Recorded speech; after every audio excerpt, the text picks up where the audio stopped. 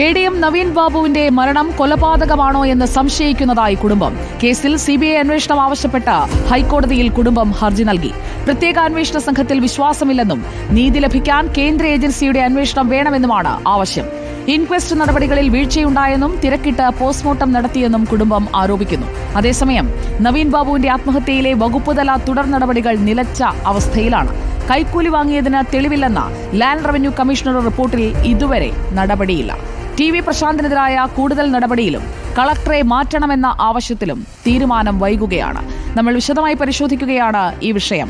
Legal correspondent Shyam Devaraj, ഒപ്പം കണ്ണൂരിൽ നിന്ന് അർജുൻ കല്യാട് എന്നിവരാണ് നമുക്കൊപ്പം ചേരുന്നത്. Good evening Shyam Devaraj. CBI വന്നാലേ ഇതിൽ എന്താണ് നവീൻ ബാബുവിന് സംഭവിച്ചത് എന്നതിൽ വ്യക്തത വരൂ എന്ന ഉറച്ച തീരുമാനത്തിലേക്ക് കുടുംബം എത്തിയിരിക്കുന്നു എന്ന് വേണ്ടേ മനസ്സിലാക്കാൻ. തിരക്കിട്ട് ഇൻക്വസ്റ്റ് നടത്തി കുടുംബാംഗങ്ങൾ വൈകിട്ട് എത്തുന്നതിന് മുൻപ് തന്നെ പോസ്റ്റ്മോർട്ടവും പൂർത്തിയാക്കുന്നു.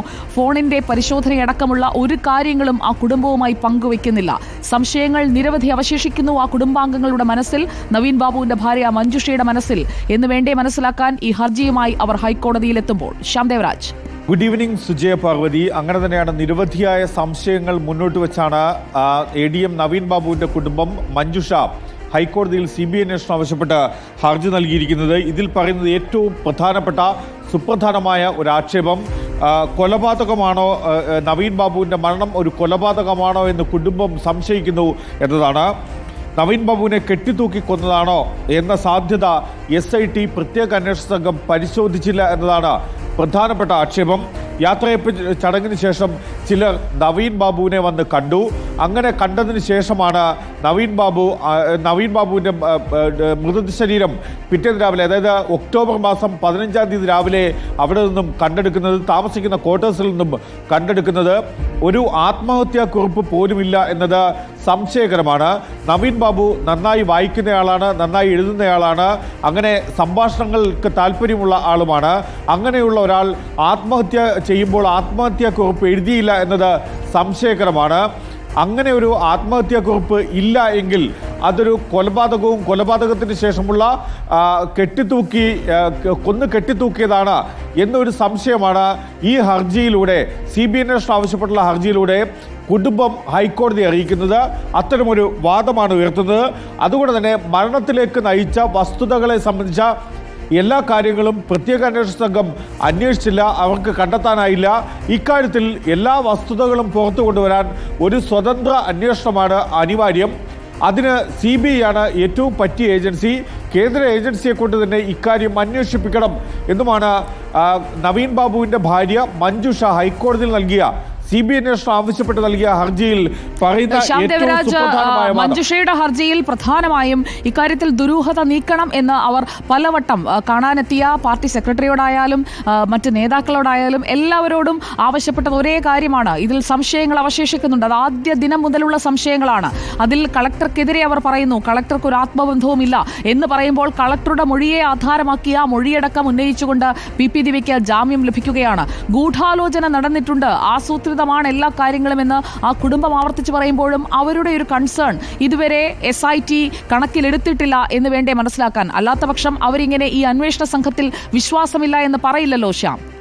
സുജയ, അങ്ങനെ തന്നെയാണ്. അന്വേഷണ സംഘത്തെ സമ്പൂർണ്ണമായും വിശ്വാസത്തിലെടുത്തുകൊണ്ടല്ല നവീൻ ബാബുവിൻ്റെ കുടുംബം മുന്നോട്ട് പോകുന്നത്. വിശ്വാസമില്ല എന്ന് തന്നെയാണ് ആവർത്തിച്ച് ഈ ഹർജിയിലൂടെയും ഉൾപ്പെടെയും അതിനു മുൻപ് നടത്തിയ പ്രസ്താവനകളിലൂടെയും ഒക്കെയും വ്യക്തമാക്കുന്നത്. SIT തന്നെ ഈ കേസിൻ്റെ അന്വേഷണം അട്ടിമറിച്ചു, തെളിവുകൾ നശിപ്പിക്കാനുള്ള സാധ്യതയുണ്ട് എന്ന കാര്യമാണ്. എന്ന വലിയ സംശയം നവീൻ ബാബുവിൻ്റെ കുടുംബം മുന്നോട്ട് വയ്ക്കുന്നുണ്ട്, ഹർജിയിലൂടെ മുന്നോട്ട് വയ്ക്കുന്നുണ്ട്.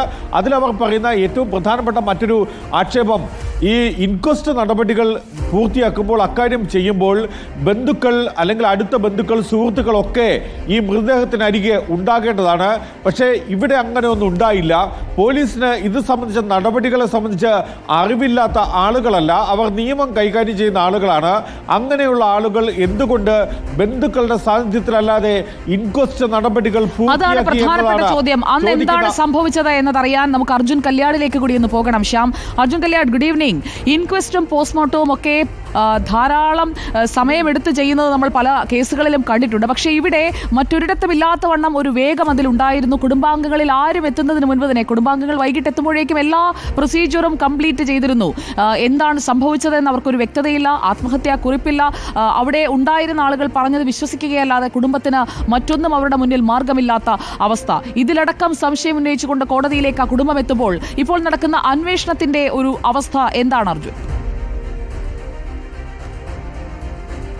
സുജി, ഏറ്റവും പ്രധാനമായത് അസാധാരണമായ ചില നടപടികൾ പോലീസിൻ്റെ ഈ കേസന്വേഷണവുമായി ബന്ധപ്പെട്ടുകൊണ്ട് നമുക്ക് കാണാൻ വേണ്ടി കഴിയും. അതായത് കുടുംബം ആരോപിക്കുന്നത് പോലെ തന്നെ 14-ാം തീയതി ഈ യാത്രയപ്പ് സമ്മേളനത്തിന് ശേഷം ADM നവീൻ ബാബു പത്തനംതിട്ടയിലേക്ക് പോകുന്നു. പക്ഷേ അവിടെ എത്താത്തതിൻ്റെ അടിസ്ഥാനത്തിൽ ബന്ധപ്പെടുമ്പോഴാണ് 15-ാം തീയതി പുലർച്ചെ ഇദ്ദേഹത്തെ ക്വാർട്ടേഴ്സിൽ ആത്മഹത്യ ചെയ്ത നിലയിൽ കണ്ടെത്തുന്നത്. സ്വാഭാവികമായും ഈ 14-ാം തീയതി നടന്ന യാത്രയപ്പ് സമ്മേളനത്തും അത് അന്ന് തന്നെ വാർത്തയായതുമാണ്. അപ്പോൾ സ്വാഭാവികമായും പോലീസിന് ഇതിനകത്ത് ഒരുപാട് സംശയങ്ങൾ ആ ഘട്ടത്തിൽ തന്നെ ഉയരേണ്ടതാണ്. അതുകൊണ്ട് തന്നെ ഇൻക്വസ്റ്റ് നടപടികൾ പൂർത്തിയാക്കുമ്പോഴും അതിനകത്ത് പോസ്റ്റ്മോർട്ടം നടപടികളിലേക്ക് കാര്യങ്ങൾ പോകുമ്പോഴും എല്ലാം തന്നെ കുടുംബത്തിൻ്റെ ഒരു സാന്നിധ്യം ഉണ്ടാവേണ്ടതാണ്. പക്ഷേ ആ ഘട്ടത്തിലൊന്നും തന്നെ കുടുംബത്തിൻ്റെ ഒരു സാന്നിധ്യം ഉറപ്പാക്കുന്നതിന് വേണ്ടി പോലീസിന് കഴിഞ്ഞില്ല എന്നത് ഗുരുതരമായിട്ടുള്ള ഒരു അനാസ്ഥയാണ്. അത് പോലീസിൻ്റെ ഭാഗത്തുനിന്ന് സംഭവിച്ചിട്ടുള്ള ഒരു ഗുരുതരമായിട്ടുള്ള പ്രശ്നമായി തന്നെയാണ് ഇപ്പോൾ കുടുംബം ചൂണ്ടിക്കാട്ടുകയും ചെയ്തത്. സ്വാഭാവികമായും വലിയ രീതിയിലുള്ള ഒരു അലംഭാവമാണ് അവിടെ സംഭവിച്ചെന്ന കാര്യത്തിൽ യാതൊരുവിധ തർക്കവുമില്ല. ഇതിനുശേഷം ഇവിടെ നിന്ന് മൃതദേഹം കൊണ്ടുപോകുന്നതുമായി ബന്ധപ്പെട്ടുകൊണ്ടുള്ള കാര്യങ്ങൾ ഉൾപ്പെടെ പ്രതിപക്ഷ രാഷ്ട്രീയ കക്ഷികൾ വലിയ രീതിയിലുള്ള ആക്ഷേപം ഉന്നയിച്ചിരുന്നു. അതായത് മുൻകൂട്ടി നിശ്ചയിച്ച റോഡിൽ നിന്നും മാറ്റി പിന്നീട് വളരെ വളഞ്ഞ വഴി സ്വീകരിച്ചുകൊണ്ടാണ് ഈ മൃതദേഹം പത്തനംതിട്ടയിലേക്ക് കൊണ്ടുപോവുകയും ചെയ്തത്. ഏറ്റവും പ്രധാനമായി ഈ കുടുംബം ഈ ജില്ലാ കളക്ടറുടെ മൊഴികളിലുള്ള വൈരുദ്ധ്യമാണ് പ്രധാനമായും ചൂണ്ടിക്കാണിക്കുന്നത്. ഈ PP ദിവ്യയുടെ ജാമ്യാപേക്ഷ തലശ്ശേരി സെഷൻസ് കോടതി പരിഗണിക്കുന്ന ഘട്ടത്തിൽ പോലും കുടുംബത്തിനായി ഹാജരാക്കിയിട്ടുള്ള അഭിഭാഷകർ അത്തരത്തിൽ ചില കാര്യങ്ങൾ കോടതിയിൽ ബോധിപ്പിക്കുകയും ചെയ്തിരുന്നു. അതിലേറ്റവും പ്രധാനമായിട്ടുള്ളത് കളക്ടർ ഈ കുടുംബത്തിന് മരണപ്പെട്ട് ഈ പത്തനംതിട്ട സംസ്കാരത്തിന് തൊട്ടു പിന്നാലെ തന്നെ കണ്ണൂർ ജില്ലാ കളക്ടർ അരുൺ K. വിജയൻ ഒരു കത്ത് ഈ കുടുംബത്തിന് കൈമാറുന്നുണ്ട്. ആ കത്തിനകത്ത് പ്രധാനമായും സൂചിപ്പിക്കുന്നത് നവീൻ ബാബു ഒരു സത്യസന്ധനായ ഉദ്യോഗസ്ഥനായിരുന്നു. തൻ്റെ തോളോട് തോൾ ചേർന്ന് പ്രവർത്തിച്ച അല്ലെങ്കിൽ ഏത് കാര്യവും വിശ്വസിച്ച് ഏൽപ്പിക്കാൻ വേണ്ടി കഴിയുന്ന വളരെ പ്രധാനപ്പെട്ട അല്ലെങ്കിൽ വളരെ സത്യസന്ധനായിട്ടുള്ള ആത്മാർത്ഥമായി ജോലി ചെയ്യുന്ന ഒരു ഉദ്യോഗസ്ഥനാണ് ഇത് തുടങ്ങിയിട്ടുള്ള വാക്കുകളിലൂടെയുള്ള ഒരു കത്താണ് ഈ കുടുംബത്തിന് കൈമാറുന്നത്. എന്നാൽ അതിൻ്റെ അന്വേഷണത്തിൻ്റെ മറ്റ് ഘട്ടങ്ങളിലേക്ക് കടക്കുമ്പോൾ land revenue joint commissioner A. Geetha ഉൾപ്പെടെ ജില്ലാ കളക്ടറുടെ മൊഴി രേഖപ്പെടുത്തുന്നുണ്ട്. ആദ്യമായി മൊഴി രേഖപ്പെടുത്തിയതും ലാൻഡ് റവന്യൂ ജോയിന്റ് കമ്മീഷണറാണ്.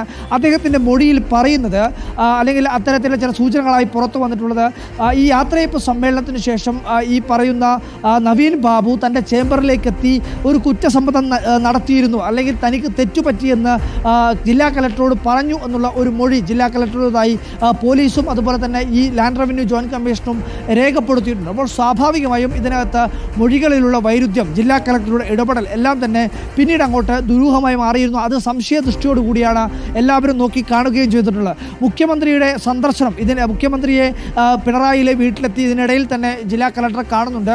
അതിനുശേഷമാണ് ഇത്തരത്തിലുള്ള മൊഴികളിൽ ജില്ലാ കളക്ടർക്ക് ഒരു മാറ്റം വന്നത് എന്നുള്ള രാഷ്ട്രീയ ആക്ഷേപം കൂടി അവിടെ നിലനിൽക്കുകയും ചെയ്യുന്നുണ്ട്. എന്നാൽ നമ്മൾ മനസ്സിലാക്കേണ്ടത് ഒക്ടോബർ മാസം 15-ാം തീയതി ഈ സംഭവവുമായി ബന്ധപ്പെട്ടുകൊണ്ട് അല്ലെങ്കിൽ നവീൻ ബാബു ആത്മഹത്യ ചെയ്യുന്നു. അതിനുശേഷം ഇന്നേ ദിവസം വരെയായും കാര്യമായ രീതിയിലുള്ള അന്വേഷണ പുരോഗതി, അതായത് ഒരു മാസവും 11 ദിവസവും കഴിയുകയാണ്. ഈ ഘട്ടം വരെയായും കാര്യമായ രീതിയിലുള്ള ഈ മൊഴി രേഖപ്പെടുത്തലും അതുമായി ബന്ധപ്പെട്ടുകൊണ്ടുള്ള ചില പരിശോധനകളും അന്വേഷണങ്ങളും എന്നതിനപ്പുറത്തേക്കുള്ള കാര്യമായ രീതിയിലുള്ള അന്വേഷണം നടന്നിട്ടില്ല എന്ന് തന്നെയാണ് മനസ്സിലാക്കുന്നത്. പ്രശാന്തൻ മുഖ്യമന്ത്രിക്ക് നൽകിയെന്ന് പറയപ്പെടുന്ന ഈ വ്യാജ കത്തിൽ ഉൾപ്പെടെയുള്ള അന്വേഷണം ഈ അന്വേഷണ സംഘം നടത്തുന്നില്ല എന്നുള്ള ഗൗരവതരമായിട്ടുള്ള ഒരു വിമർശനം ഇപ്പോഴും നിലനിൽക്കുകയാണ്. കാരണം മുഖ്യമന്ത്രിയുടെ ഓഫീസിനെ ഉൾപ്പെടെ ഈ വിവാദത്തിലേക്ക് വലിച്ചിഴക്കുന്നു, അല്ലെങ്കിൽ മുഖ്യമന്ത്രിയുടെ ഓഫീസിനെ ഉൾപ്പെടെ ഈ വിവാദത്തിൻ്റെ പശ്ചാത്തലത്തിൽ ഒരു വ്യാജരേഖ സൃഷ്ടിച്ച് ഒരു സംശയത്തിൻ്റെ ദൃഷ്ടിയിലേക്ക് നിർത്തുകയാണ്. അത്രയും ഗുരുതരമായ പ്രശ്നം നിന്നിട്ട് പോലും അതിനകത്തേക്കുള്ള അന്വേഷണത്തിലേക്ക് അവിടെയാണ് അവ്യക്തത നിൽക്കുന്നത്. അതിലേക്കാണ് നമ്മുടെ അന്വേഷണം നീങ്ങേണ്ടതും. ശ്യാം ദേവരാജ്, അർജുൻ കല്യാൺ, നമുക്ക് ഇനി അടുത്ത ഘട്ടത്തിൽ അറിയേണ്ടത് അതാണ്. നമുക്ക് 6 മണിക്ക് വീണ്ടും ഈ വിഷയത്തിലേക്ക് തിരിച്ചു വരണം. മുഖ്യമന്ത്രിയുടെ ഓഫീസിൽ ലഭിച്ചു എന്ന് പറയുന്ന 10-ാം തീയതിയിൽ ഡേറ്റ് ഇട്ടുകൊണ്ടിരിക്കുന്ന ആ പരാതി സൃഷ്ടിച്ച കേന്ദ്രം ഏതാണെന്ന് എന്തുകൊണ്ട് അന്വേഷിക്കുന്നില്ല? ആകാശത്ത് നിന്നോ ശൂന്യതയിൽ നിന്നോ വരില്ലല്ലോ അങ്ങനെ ഒരു പരാതി. TV പ്രശാന്തൻ മുഖ്യമന്ത്രിക്ക് നൽകിയെന്ന് പറയുന്ന ആ പരാതി സൃഷ്ടിച്ചത് ആരാണ്? TV പ്രശാന്തൻ തന്നെയാണെങ്കിൽ 2 തരത്തിൽ ഒപ്പിടുന്നുവെന്നുള്ള വാദം അത് അന്വേഷിച്ചോ, ചോദ്യം ചെയ്തോ? കുടുംബത്തിന്റെ ആരോപണങ്ങളിൽ, അവരുടെ സംശയങ്ങളിൽ അന്വേഷണം നടത്താൻ എന്തുകൊണ്ട് SIT തയ്യാറാകുന്നില്ല? 20 ദിവസം പിന്നിട്ട ശേഷം മൊഴിയെടുക്കാൻ എത്തിയതിലുമുണ്ടല്ലോ ഒരു വൈരുദ്ധ്യം. ഇതിലെല്ലാം അന്വേഷണം ഉണ്ടാകുമെന്ന പ്രതീക്ഷയോടെ നമ്മൾ അടുത്ത വിഷയത്തിലേക്ക് കടക്കുകയാണ്.